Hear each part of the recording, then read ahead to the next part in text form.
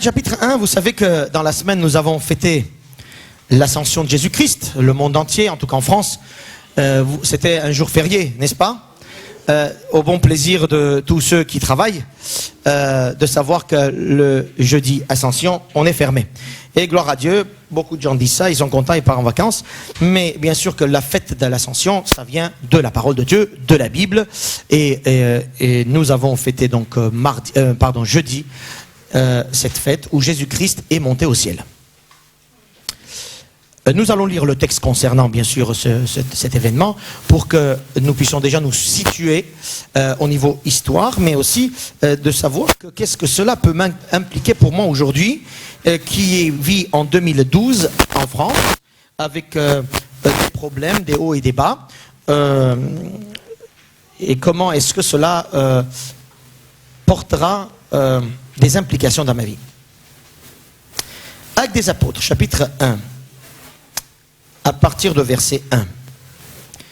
Théophile, j'ai parlé dans mon premier livre de tout ce que Jésus a commencé de faire et d'enseigner dès le commencement, jusqu'au jour où il fut enlevé au ciel, après avoir donné ses ordres par le Saint-Esprit aux apôtres qu'il avait choisis. Après qu'il eut souffert, il leur apparut vivant et leur en donna plusieurs preuves, se montrant à eux pendant 40 jours, et parlant des choses qui concernent le royaume de Dieu. Comme il se trouvait avec eux, il leur recommanda de ne pas s'éloigner de Jérusalem, mais d'attendre ce que le Père avait promis, ce que je vous ai annoncé, dit-il. Jean a baptisé d'eau, mais vous, dans peu de jours, vous serez baptisés du Saint-Esprit. Alors les apôtres réunis lui demandèrent, Seigneur, est-ce en ce temps que tu rétabliras le royaume d'Israël? Il leur répondit, ce n'est pas à vous de connaître les temps ou les moments que le Père a fixés de sa propre autorité. Mais vous recevrez une puissance, le Saint-Esprit survenant sur vous, et vous serez mes témoins à Jérusalem, dans toute la Judée, dans la Samarie et jusqu'aux extrémités de la terre. Après avoir dit cela, il fut enlevé pendant qu'il le regardait, et une nuée le déroba à leurs yeux. Et comme ils avaient les regards fixés vers le ciel pendant qu'ils s'en allaient, voici deux hommes vêtus de blanc leur apparurent et dirent, hommes galiléens, pourquoi vous arrêtez-vous à regarder au ciel? C'est Jésus qui a été enlevé au ciel du milieu de vous, viendra de la même manière que vous l'avez vu allant au ciel. Amen. Nous arrêtons là la lecture. Il y a, je vous dis, il y a beaucoup de textes aujourd'hui dans notre méditation. Il y a quelques points, donc prenez de notes. Peut-être pas les versets, mais en tout cas prenez note de ce que nous allons essayer d'aller. Parce que d'abord, je vais vous donner tout simplement ce qui se passe dans ces textes. Et nous allons comprendre ensemble quelle est l'implication de l'ascension dans notre vie aujourd'hui. Amen. Je me dis, si chacun d'entre nous ici, nous comprenions pourquoi Jésus est monté au ciel et qu'est-ce qu'il fait maintenant au ciel, je vous assure, notre vie changerait. Je vous assure, notre vie changerait. Jésus a apparu, donc vous voyez le texte, il dit, Jésus a apparu à ses enfants, à ses disciples, pendant 40 jours, après la résurrection. Donc il est ressuscité, mais pendant 40 jours, il est resté sur cette terre, avec un corps, on va dire plus ou moins normal, visible en tout cas. Il venait, il disparaissait, mais en tout cas il était là pendant 40 jours. 40 jours il était là, et pendant ces 40 jours, il a enseigné ses disciples. C'est extraordinaire. Qu'il enseigne avant la résurrection, on comprend bien. Nous avons des textes que Jésus, il rassemble les disciples, il les enseigne. Sur la montagne, il les enseigne sur le mont Galilée, il les enseigne à droite, à gauche, dans les maisons, etc. Mais après la résurrection, est-ce que vous vous êtes déjà concentré sur ce que Jésus a fait? Après la résurrection, 40 jours, il les a enseignés. Encore. Extraordinaire. De quoi est-ce qu'il parlait? Voilà ma question. Parce qu'avant la résurrection, il parlait de la mort, de son sacrifice, de l'amour du Père afin que les hommes soient sauvés. Avant la mort, il disait, je vais mourir pour vous, quelque part. Mais après la mort, et après la résurrection, pendant 40 jours, il vient voir ses disciples. Le ressuscité est en train d'enseigner. Vous aviez pensé à ça? C'est vrai, nous voyons que Jésus est apparu au moins 12 fois, en tout cas 12 fois dans le texte. Nous avons 12 fois où Jésus apparaît, qui nous ont écrits dans les évangiles. Par exemple, 7 fois le jour de la résurrection. Le dimanche de la résurrection, il est apparu 7 fois. Si vous comptez, vous allez voir. 8 jours après, il est apparu une fois à, comment il s'appelle, Thomas, hein, qui est venu 8 jours après. 3 fois, il est apparu à Galilée. Sur le bord du lac, sur la colline, par exemple. Si vous écoutez, vous allez voir. À Jacques, il est apparu une fois. Que nous ne voyons pas dans les évangiles, mais nous le voyons dans 1 Corinthiens. Que Jésus est apparu à Jacques. Et là, la dernière fois, il apparaît ici, sur le mont de l'Ascension, des Oliviers, ici, et là, il se sépare d'eux. Mais entre-temps, nous avons que 12 apparitions écrites dans la parole. Mais entre-temps, Jésus est apparu plusieurs fois, parce qu'il leur parlait du royaume de Dieu. Verset 3 nous dit, hein, si vous écoutez, vous allez voir, verset 3, il dit, il les est là pendant 40 jours, il parla du royaume de Dieu. Il a enseigné le peuple de Dieu, ses disciples, pendant 40 jours après la résurrection. Alors là, je vous pose une question, avec quel corps? Imaginez, alléluia, le ressuscité, il n'est pas le même qu'avant sa croix, on est bien d'accord, parce qu'il a changé de corps, n'est-ce pas? Oui ou non? Imaginez comment les disciples le regardaient. Il est ressuscité, hein? C'est plus le même, hein? Avant, même s'il y en a qui ne connaissaient pas un peu ce qui va se passer à la fin, bon, résurrection, mort, bon, quand même il est un bon maître, on le suit, il est là, il nous dit des bonnes choses, il nous fait des miracles, on est là, on le suit. Mais après la résurrection, c'est différent. Tu te dis dans la tête, ce Jésus, le roi des rois, il a vaincu la mort. Ils écoutent 2 fois plus, hein, n'est-ce pas? Et puis ils regardent d'une façon émerveillée, ils regardent le corps ressuscité, nouveau corps. Ils regardent les emplacements des clous, parce que ça existait toujours. Imaginez, 40 jours avec le corps de Jésus. Et par contre, le texte nous dit, il est apparu à ses disciples. Vous savez pourquoi? Pas aux autres. Parce que les autres n'allaient plus écouter le message, ils allaient regarder un truc mystique.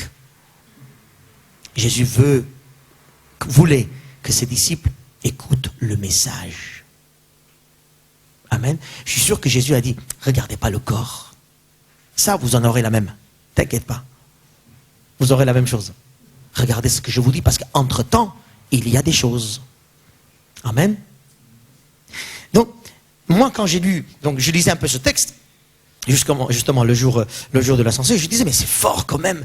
Moi, à la place des disciples, mon regard serait peut-être différent pendant 40 jours.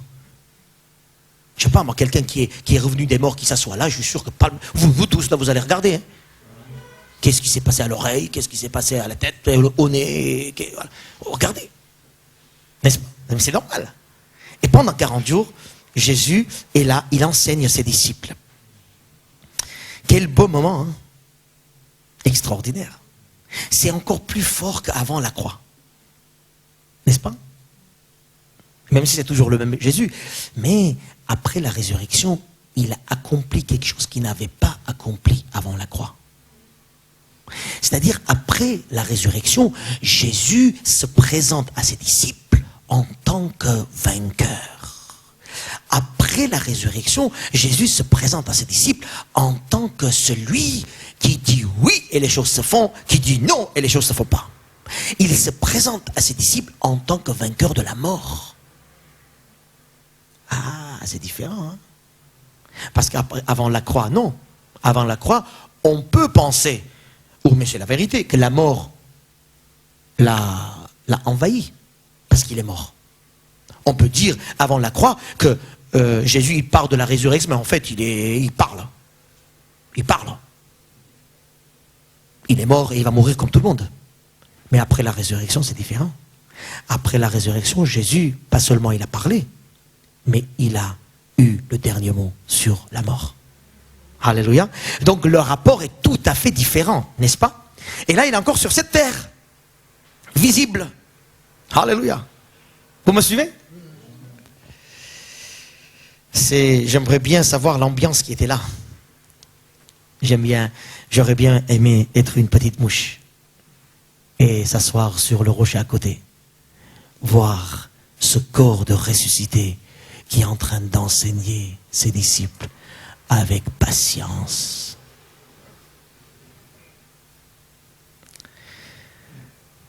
Jean va dire, chapitre 21, il va dire, Jésus a fait encore beaucoup d'autres choses. Si on les écrivait en détail, je ne pense pas que le monde même pourrait contenir les livres qu'on écrirait. Il dit, Jean, après la résurrection de Jésus. Ça veut dire que ce que Jésus a fait avant la croix, plein d'autres choses qu'on ne sait pas, parce que ce n'est pas écrit. Mais après la résurrection aussi, Jésus a dit et même fait beaucoup de choses. Parce que le texte dit, il a montré pendant ce temps sa puissance à ses disciples. Il n'a pas fait de miracles à l'extérieur. Je ne pense pas que Jésus a fait des miracles de guérison après la résurrection. Je ne pense pas. Des miracles de guérison. J'ai dit guérison? Des miracles de guérison. Je ne pense pas. Ces miracles étaient autres. Ces miracles étaient des miracles de profondeur avec ses disciples pendant les 40 jours. Changement de cap. Parce que les disciples, pas seulement maintenant, ils croient, mais ils voient aussi. Amen. Ils voient le ressuscité. Il entend le ressuscité. Et il voit ce que le ressuscité est en train de leur dire. De leur montrer. Alléluia. Vous me suivez? Amen. Et on est dans cette période-là. Ascension. Le résumé alors, moi je me dis, qu'est-ce que Jésus aurait pu dire à ses disciples pendant les 40 jours? Ça m'intéresse. Ça vous intéresse, vous? Moi ça m'intéresse parce que je pense que ce que Jésus a dit pendant ces 40 jours, c'était et c'est les sujets primordiaux que chacun des chrétiens doit savoir. Extraordinaire. Parce que Jésus, après la mort, il n'allait pas raconter des histoires pour que les gens comprennent ou croient en sa mort, en sa résurrection. Non. Toutes ces paraboles de la mort, de la résurrection, Jésus a mis de côté. Pourquoi? Mais parce que ça y est, c'est fait, il le voit maintenant. Amen. Il ne va pas dire je vais mourir, il est mort. Il ne va pas dire je vais ressusciter 3 jours après, détruisez-moi ce temple, 3 jours après je construirai. C'est fait. De quoi est-ce qu'il a parlé? Pendant 40 jours. Alléluia. Vous me suivez? Vous voulez savoir avec moi? Alors moi j'ai détecté, j'ai sorti, j'ai bien feuilleté les pages de la Bible. Bien sûr, pas un autre livre, je parle de la Bible. Mais dans la Bible, déjà, on a quelques éléments. On n'a pas tous les discours de 40 jours, mais on a quand même les sujets, les thèmes des 40 jours. Comme quelqu'un qui va prêcher et il va vous faire les plans. Il va dire d'abord je vais vous parler de ça, après je vais vous parler de ça, troisièmement je vais vous parler de ça. Il a fait un plan de sa prédication. De la même manière, nous pouvons détecter dans les évangiles le plan du sujet, des thèmes que Jésus a abordés pendant les 40 jours. Jésus le ressuscité avec le nouveau corps, attention. Alors est-ce que sa voix avait changé? Je ne sais pas. Est-ce que ses yeux avaient changé? Je ne sais pas. Comment c'est une voix de ressuscité? Et les disciples ont vécu tout ça. Cette partie-là. 40 jours. Extraordinaire. Oh là là. Là, cette période-là, j'aurais bien voulu être. Peut-être pas avant, mais là, oui. Toucher le ressuscité. Le premier jour, Marie va toucher, il dit, ah, ne me touche pas. 2 heures après, il dit, tiens, touche-moi. Donc, ça s'est passé quelque chose aussi entre les deux. Qu'est-ce qui s'est passé? On pourra parler un autre jour. Mais là, il est là avec eux. Et 40 jours, je pense qu'il a participé à un repas aussi, il a mangé. D'ailleurs, il y avait un rayon de miel dans Luc, il dit, il a pris, il a mis dans la bouche. Alléluia. Donc, ça veut dire qu'avec le nouveau corps, on va manger aussi. Avec le nouveau corps, il y a aussi le goût. Alléluia. Ceux qui aiment manger, soyez bénis. Soyez réconfortés. Bon. Amen. Voilà les sujets que j'ai pu détecter dans ces 40 jours. D'ailleurs, par exemple, dans Acte 1, ce que nous avons lu, qu'est-ce que nous voyons?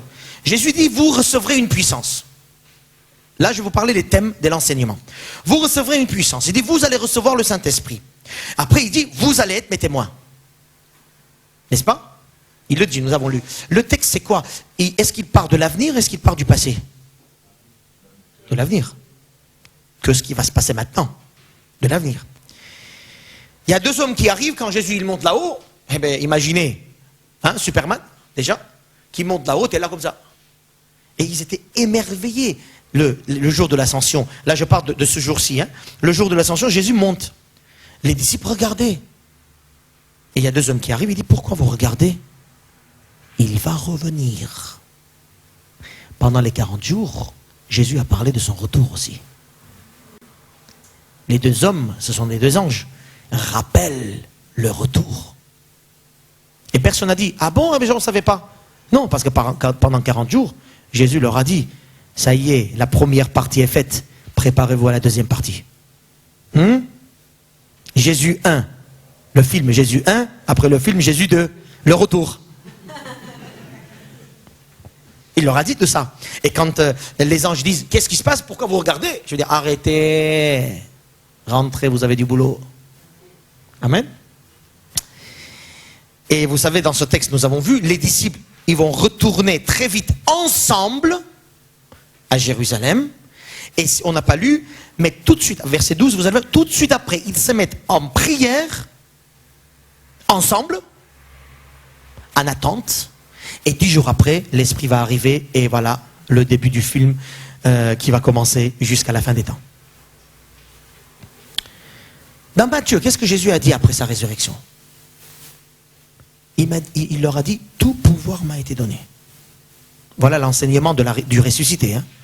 Tout pouvoir m'a été donné au ciel, sur la terre, sous la terre. Allez. Il a dit quoi? Allez, annoncez, baptisez, enseignez. Je suis avec vous. Ça, c'est la parole du ressuscité, ça. Pendant les 40 jours. Il a développé tout ça. Hein. Nous avons juste peut-être le titre, là, dans Matthieu. Mais Jésus a développé. Donc, quel est l'enseignement de Jésus? Dans Actes, nous avons vu. Pourquoi vous regardez au ciel? Je vais revenir. Dans Actes, vous allez recevoir une puissance, vous allez être mes témoins. Dans Actes, il est dit, vous allez jusqu'à l'extrémité de la terre. Dans Matthieu, il dit, tout pouvoir m'a été donné. Le ciel, la terre et tout ça, tout est sous moi. Allez, enseignez, baptisez, annoncez. Je suis avec vous. Amen. Dans Marc, regardez ce qui se passe. Marc 16, c'est toujours les derniers chapitres de chaque évangile. Hein. Le Seigneur, après leur avoir parlé, fut enlevé au ciel. Le même texte. Et il s'assit à la droite de Dieu. Voilà un petit détail qu'on ne savait pas dans Actes. Dans Actes, on voit que Jésus monte au ciel. Dans Marc, on voit qu'il s'assoit à la droite de Dieu. Et on continue. Et les disciples, ils s'en allèrent prêcher partout. Amen, partout. Partout. Le Seigneur, voilà une nouveauté. Le Seigneur travaillait avec eux et confirmait la parole par des miracles et des prodiges qui accompagnaient. De quelle parole est-ce qu'on parle ici? Qu'est-ce que Jésus confirmait? Il confirmait la parole qu'il a enseignée après la résurrection. Je serai avec vous.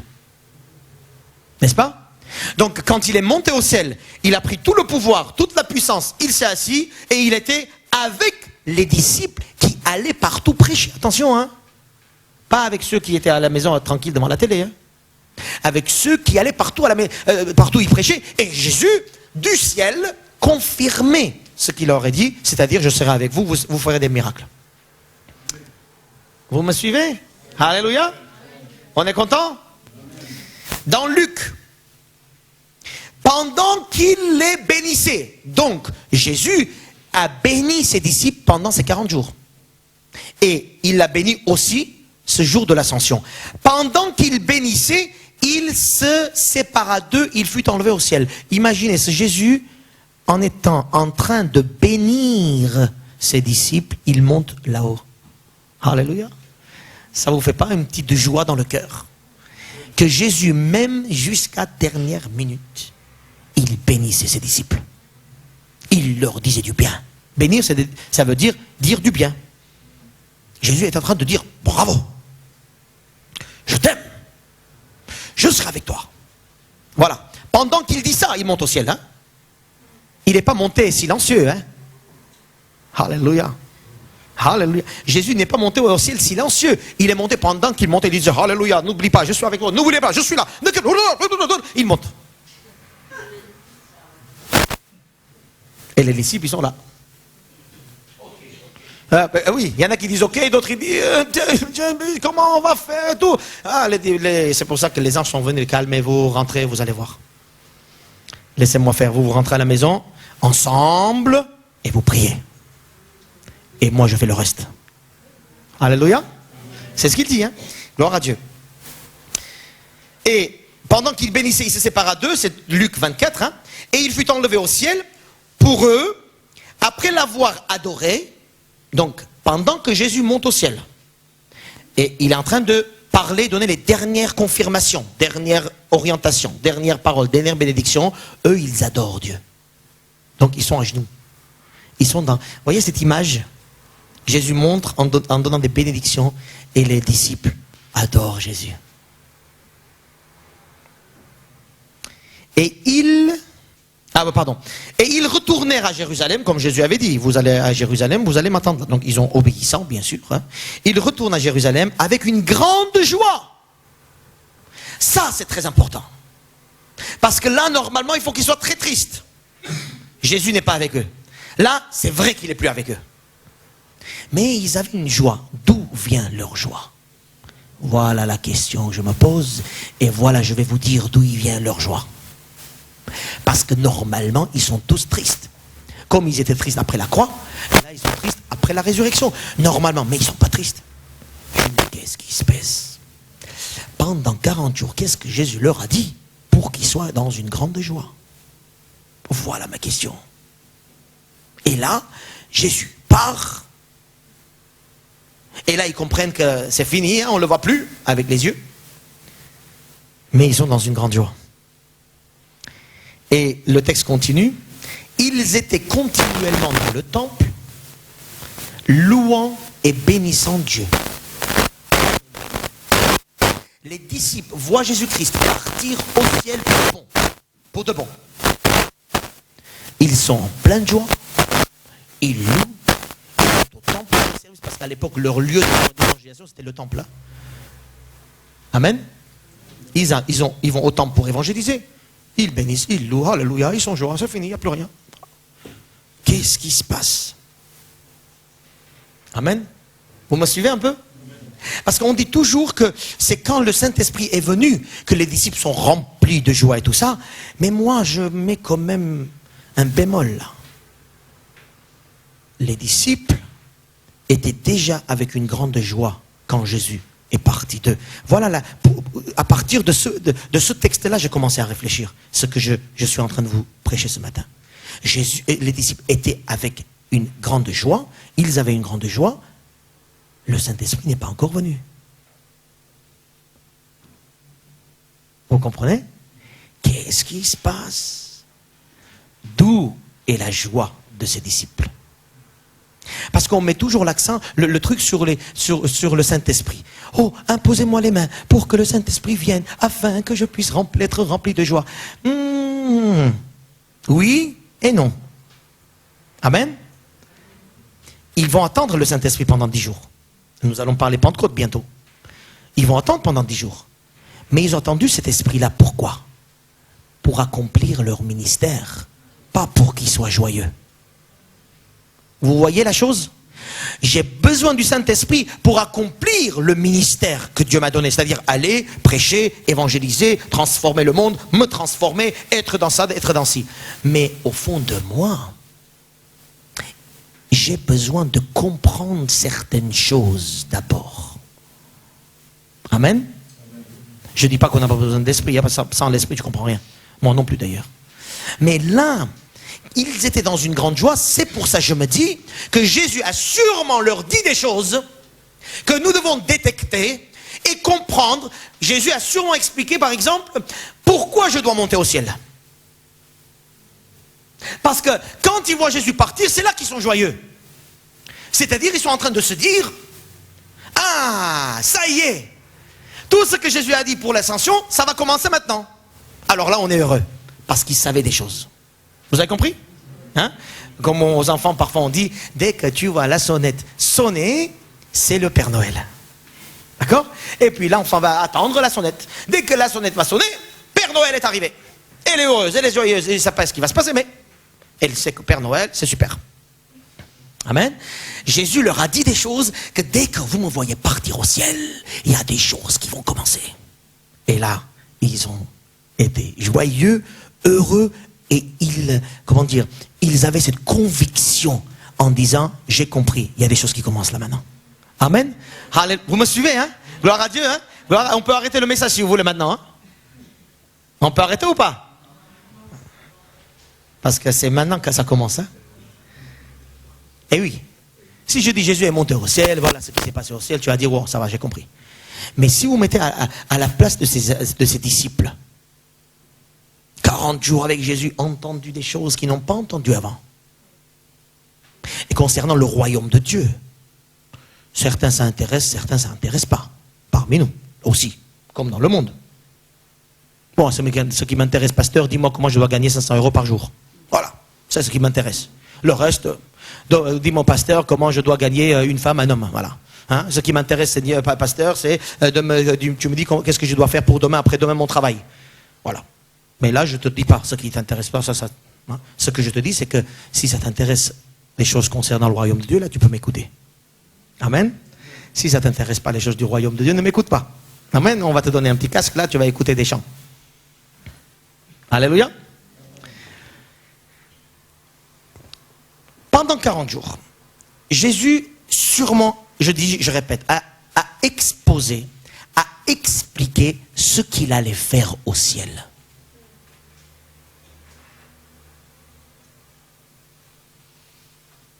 Je vous laisse méditer ce que je viens de dire. Il a expliqué à ses disciples ce qu'il allait faire au ciel. C'est pour ça que les disciples ont dit, ça y est, ça commence. C'est pour ça qu'ils étaient heureux et joyeux. Amen.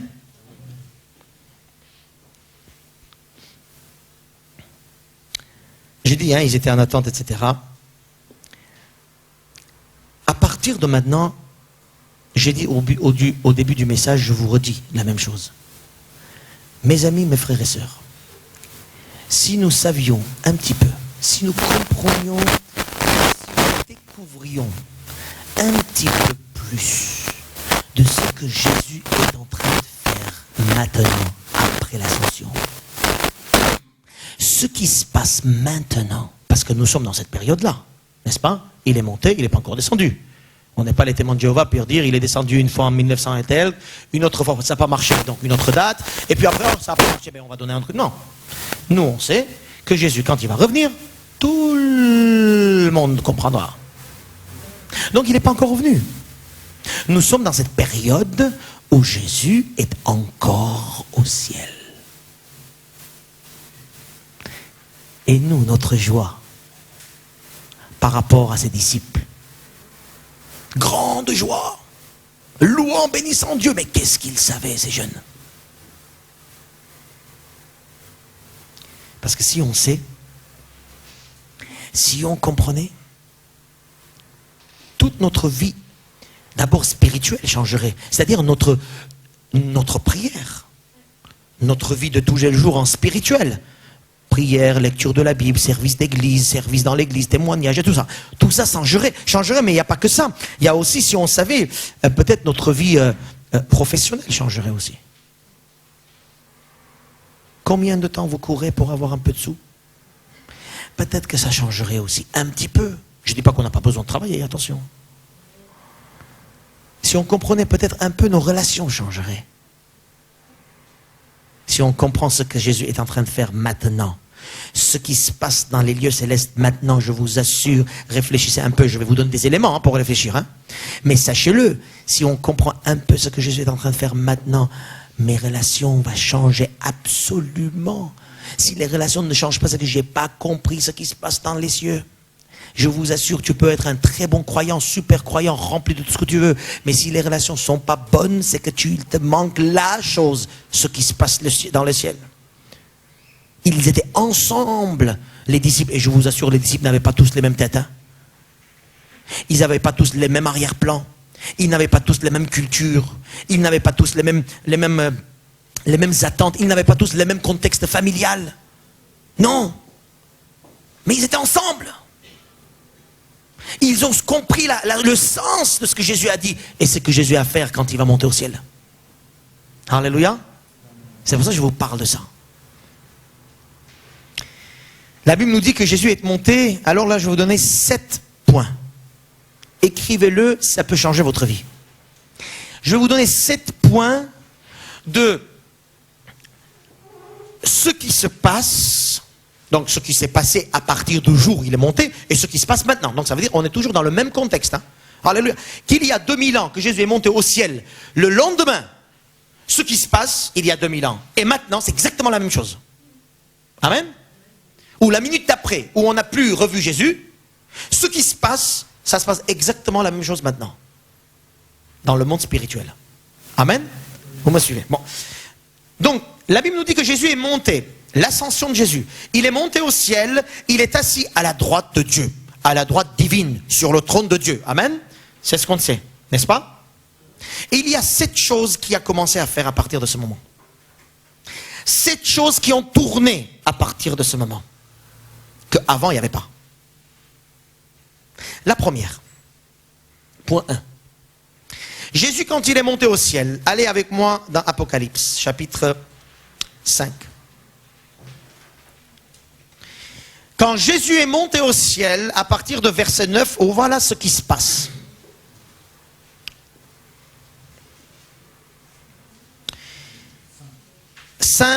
À partir de verset 9, vous pouvez le lire à partir de, je veux dire, du début de chapitre 1, mais on va aller vite. Et il chantait un cantique nouveau, donc tous les êtres du ciel. Il chante un cantique nouveau en disant: tu es digne de prendre le livre et d'en ouvrir les sceaux, car tu as été immolé. Nous parlons de qui? Jésus. Et tu as racheté pour Dieu, par ton sang, des hommes de toute tribu, de toute langue, de tout peuple, de toute nation. Et tu as fait d'eux un royaume et des sacrificateurs pour notre Dieu, et ils régneront sur la terre. Je regardais et j'entendis ces gens qui parlent. Je regardais et j'entendis la voix de beaucoup d'anges autour du trône, des êtres vivants et des vieillards, et de leur nombre étaient des myriades et des myriades et de milliers. Alléluia. Ils disaient d'une voix forte: l'agneau qui a été immolé est digne de recevoir la puissance, la richesse, la sagesse, la force, l'honneur, la gloire et la louange. Vous me suivez? Et toutes les créatures qui sont dans le ciel, sur la terre, sous la terre, sur la mer, et tous ceux qui s'y trouvent, je les entendis qui disaient à celui qui est assis sur le trône et à l'agneau, soit la louange, l'honneur, la gloire, la force, le siècle des siècles. Amen. Qu'est-ce qui se passe quand il monte au ciel?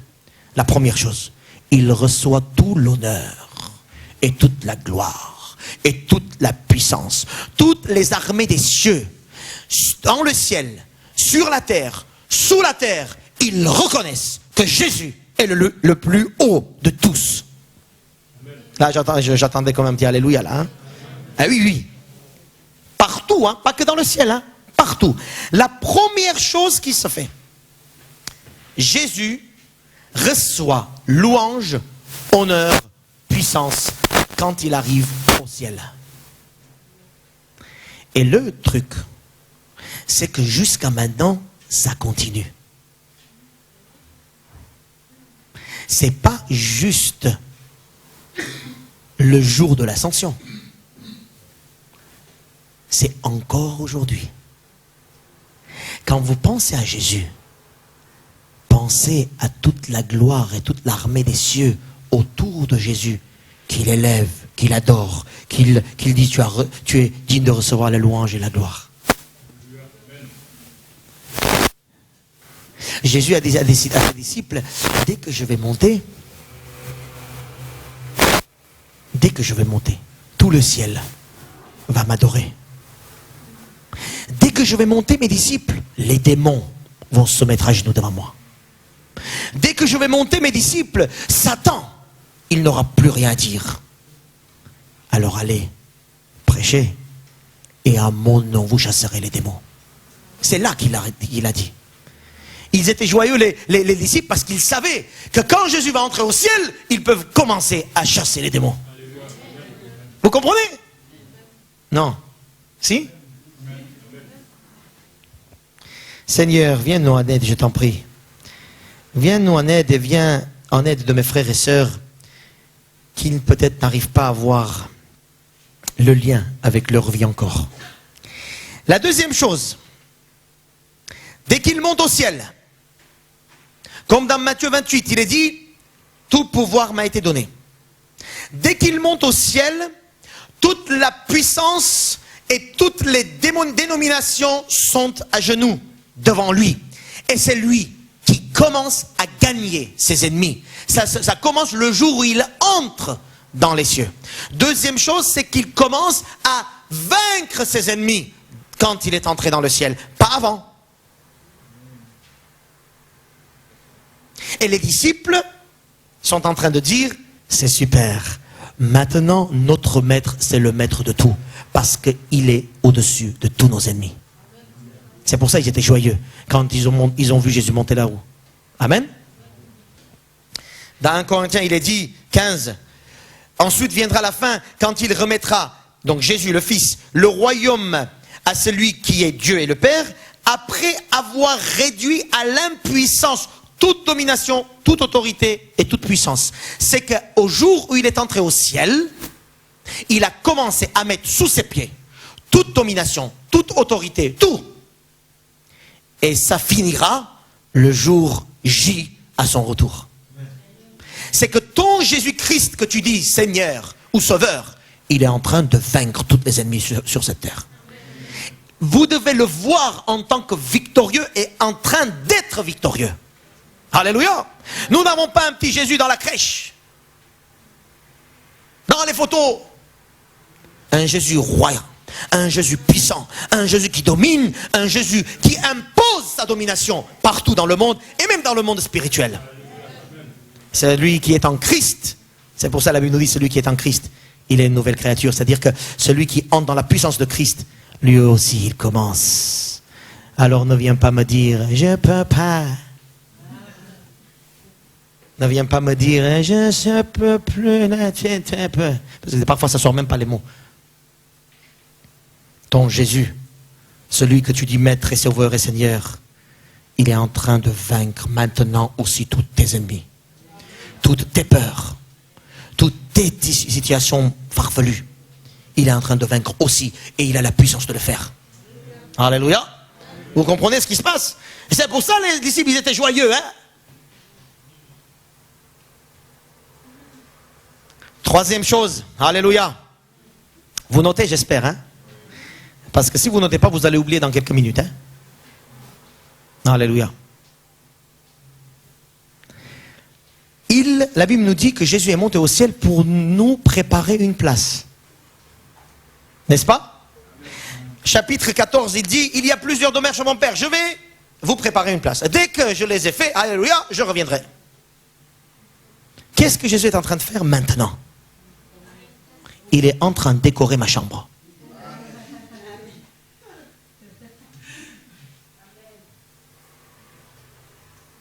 Saint-Esprit, souffle sur mes frères et sœurs, souffle.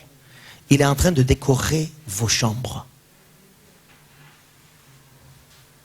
Et tu te casses la tête pour décorer ta maison, ici, qui va passer dans quelques minutes.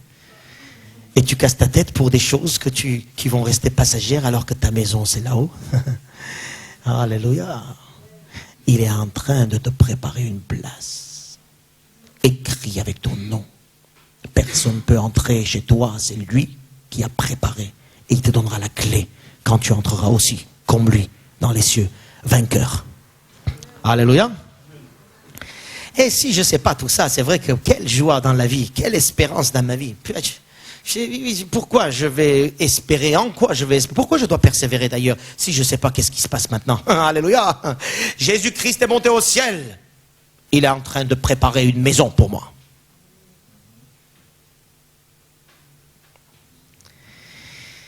Point 4. Jésus est monté au ciel pour qu'il prenne une place de médiation entre le Père et toi. Dans 1 Timothée, il est dit, car il y a un seul Dieu et puis un seul médiateur, Jésus-Christ homme. Avis à ceux qui prient autre personne que Jésus-Christ. Ça ne marchera pas. Il y a un seul médiateur entre toi et le Père créateur, c'est Jésus-Christ. Dans 1 Timothée, chapitre 2, verset 5. Il n'est pas seulement médiateur, mais il est aussi avocat. Il n'est pas seulement avocat, il est aussi un intercesseur. Tu sais qu'à ce moment-là, devant le trône de Dieu, comme nous avons lu, il y a le trône de l'agneau, qu'est-ce que Jésus est en train de faire? Vous pensez que Jésus est là comme ça? Et il attend que le Père dise, allez, rentre, vas-y au monde, maintenant on va aller. Jésus est en train de prononcer ton nom sans cesse dans les cieux en disant, Père, entre lui et moi il y a mon sang, entre lui et moi il y a ma présence, moi j'intercède pour lui, protège-le, garde-le, je suis pour lui. Il est en train de penser à toi. Et oui, il est monté au ciel, il est en train de penser à nous. C'est pour ça que les disciples étaient joyeux. Et, du coup, je peux même dire que les disciples pouvaient dire, allez Jésus, rentre, s'il te plaît, va plus tôt, commence à intercéder pour nous, vas-y.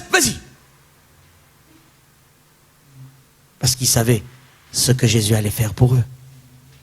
Jésus est intercède pour toi. Il est ton avocat. C'est celui qui va te protéger. Spirituellement d'abord, contre le péché, contre le mal, contre les tentations. Vous pensez que vous, si vous êtes là, c'est grâce à vous? Oh, de trompe-toi. Si tu es là encore, avec toutes tes imperfections, il y a quand même une force qui t'amène là. Et cette force, c'est l'Esprit de Dieu. C'est l'intercession de Jésus dans les cieux. Chacun d'entre nous, on peut dire, laisse tomber l'église, laisse tomber Dieu, Chacun d'entre nous, on peut dire ça. Chacun d'entre nous. Pourquoi tu es encore là? Qu'est-ce qui se passe? Pourquoi tu ne baisses pas encore les bras? Pourquoi tu n'es pas ailleurs? Pourquoi? Il y a quelqu'un qui intercède pour toi. Louez-le, remerciez-le sans cesse. Si tu es encore debout, c'est que quelqu'un intercède pour toi. Et ne l'énervez pas trop. Alléluia. Quand je désobéis à Dieu, c'est que je suis en train de dire, je n'ai pas besoin de ton intercession. Quel malheureux que je suis. Parce que si Jésus n'intercède pas pour moi, qui va intercéder pour moi? Le pasteur? Il se fatiguera très vite. Il se découragera, le pasteur. Les voisins, les copains, ils se fatigueront aussi. Il n'y a que Jésus, il est monté pour ça. Alléluia. Bénissez-le, louez-le, refusez le doute. La Bible nous dit dans Romains, il est dit par exemple, qui les condamnera? Christ est mort, bien plus, il est ressuscité, il est à la droite de Dieu et il intercède pour nous. Amen. Qui condamnera? Jésus-Christ intercède pour toi. Il intercède pas pour que tu restes au même niveau, hein. Il intercède pour que tu te sanctifies. Il intercède pour que tu sois encore meilleur. Il intercède pour que tu sois quelqu'un encore plus fort. Il intercède. Il est monté pour ça. Il est à la droite de Dieu pour ça. Il est monté pour penser à toi. Alléluia. C'est pour ça les chrétiens, ils étaient contents et heureux. Regardons-nous un peu les têtes que nous avons et nous faisons les dimanches matins. Ou même le lundi matin, peut-être un peu plus. 5e point.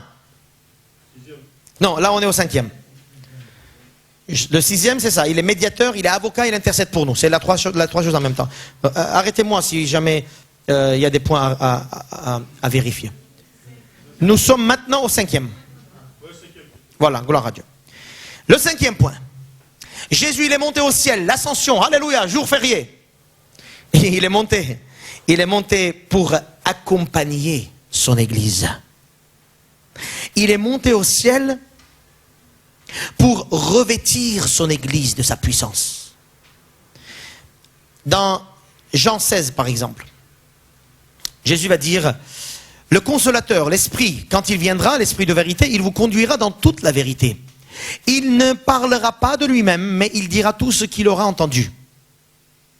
L'esprit vérité, que quand est-ce que Jésus a envoyé l'esprit? Quand il est monté au ciel, hein? Quand je disais tout à l'heure que Jésus disait à ses disciples,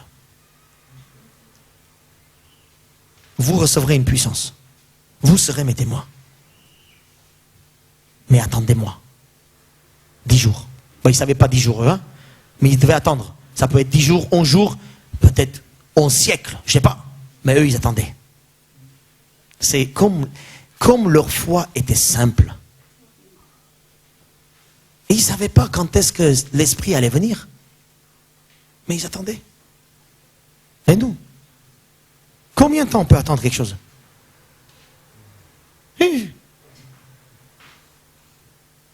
On baisse les bras très vite. On change d'avis très vite. Aujourd'hui, c'est bien, demain, le contraire. Eux, ils attendaient. Parce qu'ils savaient que Jésus, en montant, allait faire des choses extraordinaires pour eux. Ils attendaient que l'Esprit vienne. L'Esprit vienne, mais aussi avec cet Esprit, que Dieu puisse donner des dons. Je suis sûr que Jésus a dit, je vais vous envoyer l'Esprit, et l'Esprit, avec l'Esprit, je vais vous donner des dons. Pour que vous puissiez vivre jusqu'à mon retour. N'est-ce pas? Dans Éphésiens, il est dit, il est monté au ciel, chapitre 4, il est monté au ciel, et il a envoyé des apôtres, des évangélistes, des pasteurs, des docteurs, des enseignants, etc. pour le perfectionnement des saints. C'est qui les saints? Le peuple de Dieu. Donc Jésus en montant au ciel, les disciples savaient que s'ils ne montent pas, eux, ils n'auraient pas toute la capacité de vivre jusqu'à son retour. C'est pour ça qu'ils ont dit, allez monte. Et quand il est monté, ils étaient joyeux. Parce qu'ils savaient qu'ils allaient recevoir toute la capacité de vivre dans la puissance de Dieu. Et je vous donne une bonne nouvelle. C'est qu'eux, ils n'avaient pas encore reçu l'Esprit. Mais nous, celui qui s'est donné à Jésus-Christ, né de nouveau, il n'a pas besoin d'attendre. Tu n'as pas besoin d'attendre. Si Jésus est monté pour toi, c'est que tout ce que je viens de dire jusqu'à maintenant, c'est que tu l'as. Alléluia. 6e point. Jésus est monté au ciel. Vous savez pourquoi? Il est monté au ciel pour être tout le temps avec ses disciples. Alors ça c'est fort, hein? Parce qu'avec son corps, il ne pouvait pas être tout le temps en même temps partout. Vous avez pensé à ça? Jésus ne pouvait pas être pendant 40 jours, tout le temps, en même temps, partout.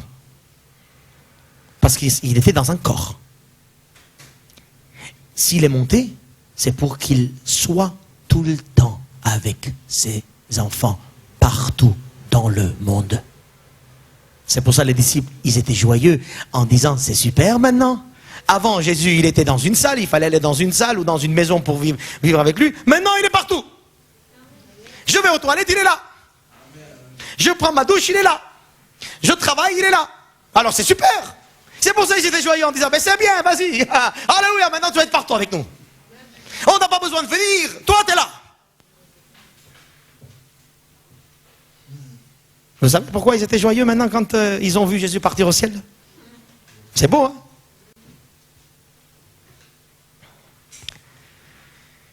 Jésus a dit, je serai au milieu de vous, de vos rencontres, dans Matthieu 18, hein, là où deux, trois sont assemblés, je suis au milieu de vous. C'est tout ça dans le... Jésus a dit, je vous accompagnerai tous les jours, jusqu'à la fin du monde, je serai là. Il est dit que Jésus va les protéger dans Actes 18. Il est dit que Jésus apparaît donc à Paul, il dit, je suis avec toi, personne ne mettra la main sur toi pour te faire du mal. Parle, il dit, à mon peuple. Donc ça c'est dans le ministère.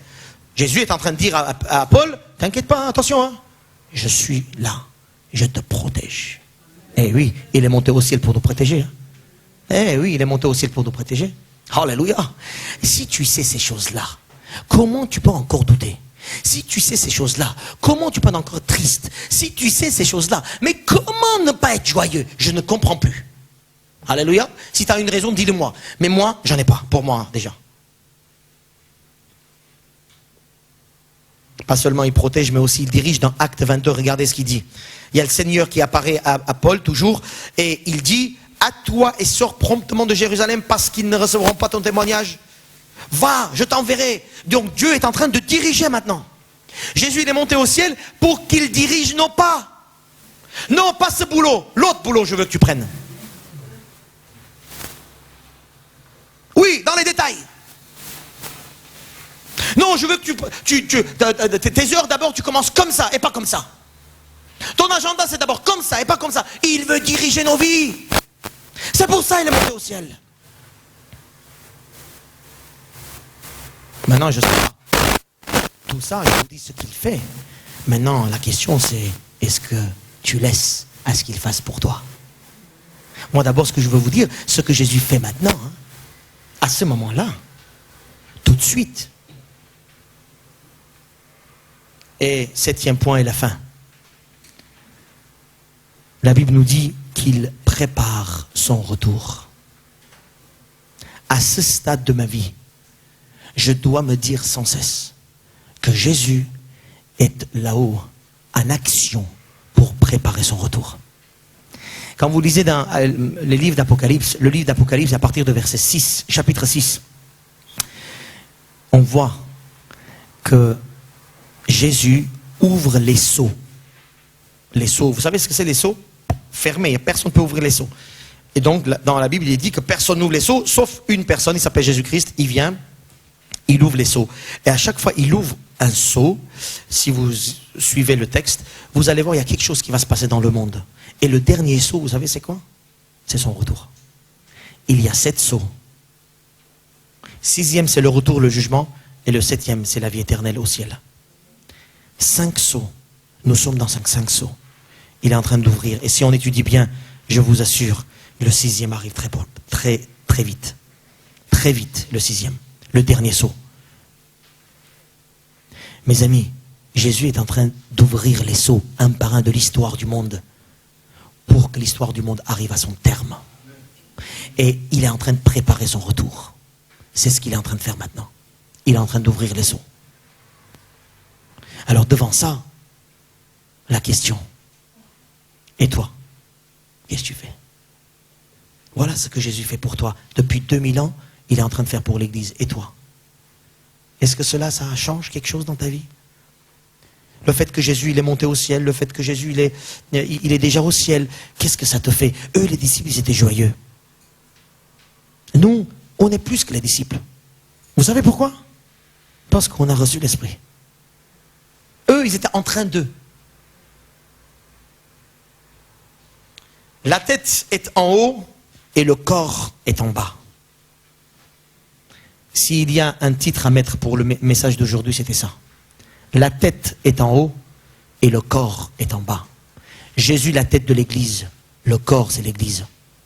Alors, juste pense à ça, à ces 7 points que je viens de te dire. Et puis pose-toi la question, ta tête, elle est où?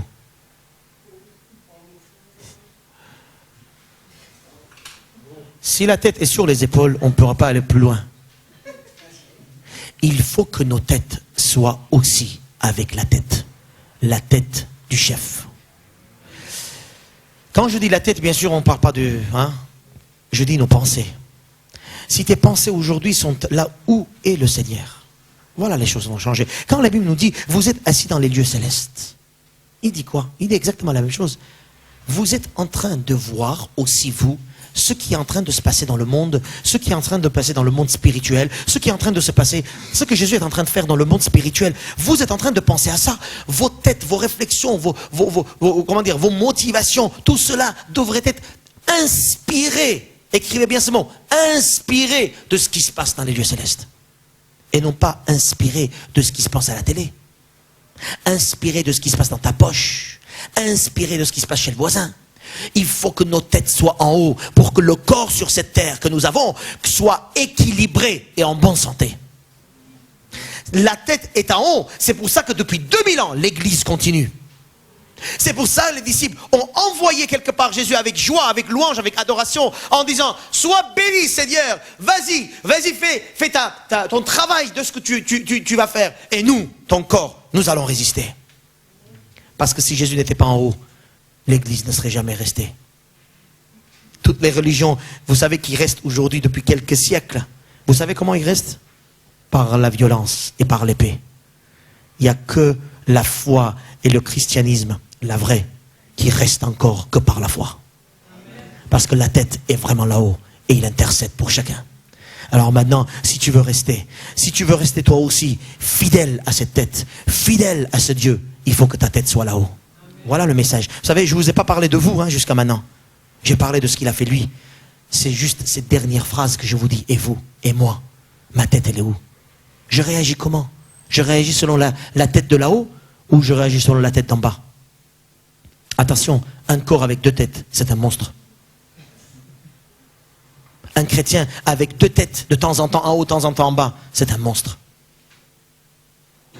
Un chrétien, il faut qu'il soit comme son chef. La tête en haut, le corps en bas. Tes pensées dans les lieux célestes. Tes réflexions dans les lieux célestes. C'est pour ça que je vous ai dit ces 7 points. J'espère que vous allez pouvoir les méditer dans la semaine. En tout cas, les cellules sont là pour ça. Mais en dehors des cellules, j'espère que vous allez méditer. Et j'espère que votre tête, à un moment donné, va changer de cap. J'espère bien. C'est ma prière. Mon souhait, c'est tout simplement que vous puissiez changer de cap. Que vos têtes, vos réflexions, nos motivations changent ce que Jésus est en train de faire pour nous. Alléluia. Méditez. Je peux rester des heures et des heures sur chaque point. Mais bon, je pense que le temps est bien écoulé. Dans la semaine, nous revenons sûrement. Des heures et des heures sur chaque point, ce que Jésus est en train de faire pour moi. Alléluia, moi. Et moi, ma tête, elle est où? Mes amis, repentons-nous devant le Seigneur. Repentons-nous devant le Seigneur. Reprenons le cap de la vie éternelle. Que ma tête soit comme au chef, au même endroit. Que je sois vraiment assis dans les lieux célestes. Que je puisse réfléchir de ce qui se passe dans le vrai monde. Je vous donne un secret. Le vrai monde, c'est pas ce que vous voyez. Ça, c'est un monde virtuel. Le vrai monde, c'est le monde spirituel. Demandez à toutes ces personnes qui ont vécu des expériences de mort clinique. De mort clinique. Regardez, ces personnes, ils vont dire, c'était réel. Quand ils sortent de leur corps, c'est là qu'ils sentent qu'ils sont dans le vrai monde. Tant qu'ils étaient dans le corps, ils étaient limités. Ils étaient comme un truc farfelu, virtuel. Mais quand ils sortent de leur corps, ils rentrent dans le vrai monde. Mes amis, le vrai monde, c'est ce que la Bible nous dit. Ce que la Bible nous explique. Le vrai monde, c'est que Jésus est monté au ciel et il fait toutes ces choses pour nous, pour que notre corps, qui est encore emprisonné dans ce péché, dans ce monde, soit toujours en lien avec la tête. Afin que ce corps, comme Jésus dit, un jour, retrouve son vrai sens. Et le vrai monde, le vrai corps qui était celui de Jésus. Amen. Alléluia. Il est monté au ciel pour que nous puissions un jour monter avec lui, comme lui, dans les lieux célestes. Alléluia. Je vous laisse 1 minute de réflexion silencieuse. Silencieuse. Et pendant ce temps silencieux, tout simplement, mets-toi en question. Et je disais au début de ce culte, prenez des décisions pour revenir là où le Seigneur veut. Alléluia.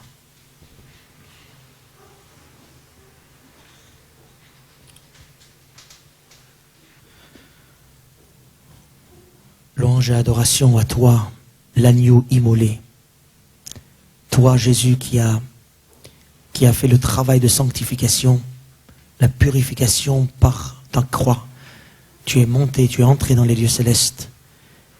Et tout le ciel te loue et t'adore. Tu as reçu la domination sur cette terre. Tu as reçu la domination sur tout ennemi. Seigneur, en montant au ciel, tu as commencé à faire ton travail d'intercession, d'avocat, de médiateur entre le Père Saint et nous pécheurs. Seigneur, en montant au ciel aussi, tu as déclaré que nous sommes tes enfants et tu nous prépares des places, des lieux, des maisons pour chacun d'entre nous, afin que quand tu viendras, tu cherches chacun d'entre nous et tu nous amènes là où tu nous as placés. Seigneur, tout ce que tu fais là, c'est pour nous. Nous voulons nous repentir et nous voulons vraiment nous approcher encore plus de toi, vivre et respirer ce que toi tu fais, Seigneur. Fais que mes frères et mes sœurs rentrent, Seigneur, dans ce que ta parole céleste nous dit. Comme toi, tu vois la situation dans nos familles. Comment tu vois la situation dans nos travails, dans nos couples, dans nos relations les uns les autres. Et qu'est-ce que moi, Seigneur, je dois. Qu'est-ce que moi je dois faire? Comment je dois faire? En tout cas, Seigneur, toi tu intercèdes pour moi pour que je puisse faire comme toi. Dans mon couple, dans mon église, dans mon travail, dans ma vie, je veux faire comme toi. Ce qui me concerne moi, Seigneur. Seigneur, tu ne veux pas qu'on juge parce que personne nous condamne et nous devons condamner personne. Mais toi, tu intercèdes pour moi, pour mes frères, mes sœurs, pour chacun d'entre nous. C'est à moi, Seigneur, de revaloriser ma vie, de rentrer dans mon cap. Ma tête doit être, Seigneur, purifiée par les choses du ciel, afin que mon corps puisse être purifié dans cette terre, sur cette terre, pour des choses de ce monde.